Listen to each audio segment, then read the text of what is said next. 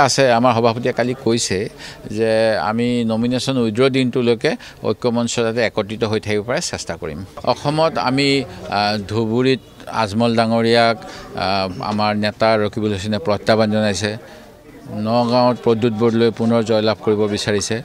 কলিয়াবৰ সমষ্টিত ৰজিনা তিৰ্কী, কৰিমগঞ্জত কাজিৰঙা সমষ্টিত আৰু আপোনাৰ কি কয় যোৰহাটত আমাৰ গৌৰৱ গগৈয়ে জাতি মাতি ভেটি ৰক্ষা কৰিবলৈ বিজেপিৰ বিৰুদ্ধে যি অসমীয়া মানুহৰ এটা আত্মসন্মান প্ৰতিষ্ঠাৰ বাবে এটা যুঁজ কৰিছে।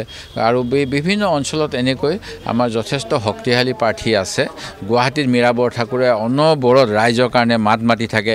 শিলহাকু উচ্ছেদৰ সময়ত এতিয়া যিসকল অন্য দলৰ নেতা প্ৰতিনিধি তেওঁলোক ক'ত আছিল, য'ত থলুৱা লোকসকলক উচ্ছেদ কৰা হৈছে চৰকাৰীভাৱে তেওঁলোকৰ তাত ৰাস্তা বিজুলী সকলো গুটি যোগান দিয়াৰ পিছত। সেই গতিকে এনেকৈ আমাৰ প্ৰতিটো অঞ্চলতে আমাৰ কৰ্মীসকল যথেষ্ট শক্তিশালী আৰু আমি এটা প্ৰত্যাহ্বান দিবলৈ যত্ন কৰিছোঁ। কাজিৰঙা মানে মই যিমান দূৰ জানো ইয়াত অসম গণ পৰিষদে আসনখন দাবী কৰিছিল আৰু অসম গণ পৰিষদক প্ৰত্যাখ্যান কৰি ভাৰতীয় জনতা পাৰ্টীয়ে নিজৰ অধিকাৰ সাব্যস্ত কৰিছে। মই অসম গণ পৰিষদৰ যিসকল সমৰ্থক, ইয়াত যথেষ্ট সমৰ্থক আছে, কাৰণ বোকাখাট সমষ্টিত আমাৰ গণ পৰিষদৰ প্ৰাৰ্থী মন্ত্ৰী ডাঙৰীয়া আছে। কলিয়াবৰ সমষ্টিত গণ পৰিষদৰ বিধায়ক মন্ত্ৰী ডাঙৰীয়া অসম চৰকাৰৰ মন্ত্ৰী। সেই গতিকে তেখেতসকলৰ যিমান সমৰ্থক আছে মই তেখেতসকলকো অনুৰোধ কৰিছোঁ যে বিজেপি দলক এটা শিক্ষা দিব লাগে, কাৰণ তেওঁলোকে অসম চুক্তি উলংঘা কৰিছে।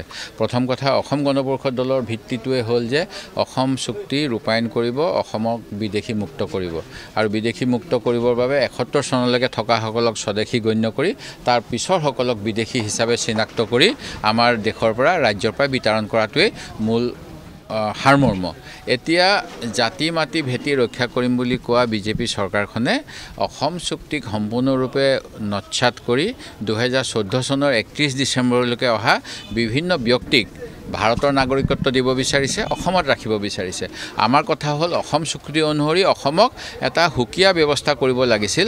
যদিহে কোনো বিদেশীক নাগৰিকত্ব দিব লাগে অসমক বাদ দি, যেনেকৈ উত্তৰ পূৰ্বাঞ্চলৰ পাহাৰীয়া ৰাজ্যকেইখনক বাদ দিছে, অসমকো বাদ দিব লাগিছিল আৰু বলবৎ কৰিব লাগে যদি কাখন গুজৰাট, বিহাৰ, ৰাজস্থান ইত্যাদি ৰাজ্যত বলবৎ কৰক, আমাৰ কোনো আপত্তি কৰিব লগা নাই। কিন্তু অসমীয়া জনগণে যিটো অতি আন্তৰিকতাৰে মানি লৈছিল, ৮৫৫ জন শ্বহীদৰ কথা অনবৰত কোৱা হয় আৰু ৮৫৫ জন শ্বহীদেই নহয়, সেই সময়ত হোৱা বিভিন্ন উত্তেজনামূলক পৰিৱেশৰ বাবে অন্য বহুতৰে ক্ষয় ক্ষতি হৈছিল। বিভিন্ন ৰাজনৈতিক দলৰ নেতা কৰ্মীসকলে সেই সময়ত প্ৰাণ হেৰুৱাব লগা হৈছিল, সাধাৰণ ভোটদাতা ৰাইজে প্ৰাণ হেৰুৱাব লগা হৈছিল।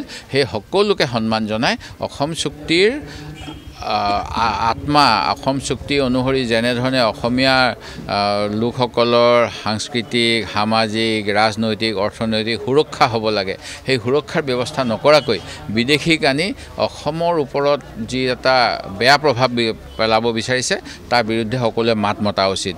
দ্বিতীয় কথা, ২০১৪ চন, ১৬ চন, ১৯ চন, ২১ চন চাৰিটাকৈ বিধানসভা লোকসভাৰ নিৰ্বাচনত ভাৰতীয় জনতা পাৰ্টীয়ে অসমৰ অধিক সংখ্যক ৰাইজৰ আস্থা লাভ কৰিবলৈ সক্ষম হ'ল তেখেতসকলৰ বিভিন্ন ধৰণৰ প্ৰতিশ্ৰুতিৰ বাবে।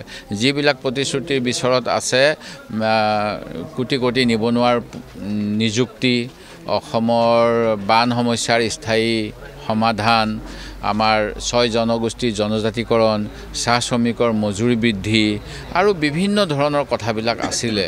এতিয়া দেখা পাইছোঁ যিবিলাক তেওঁলোকৰ প্ৰতিশ্ৰুতি আছিল, শিক্ষা বিভাগৰ সমস্যা, অসমীয়া মাধ্যমৰ সমস্যা, এই একো এটা সমাধান নকৰি তেখেতসকলে নতুন নতুন কথা কৈ থাকে।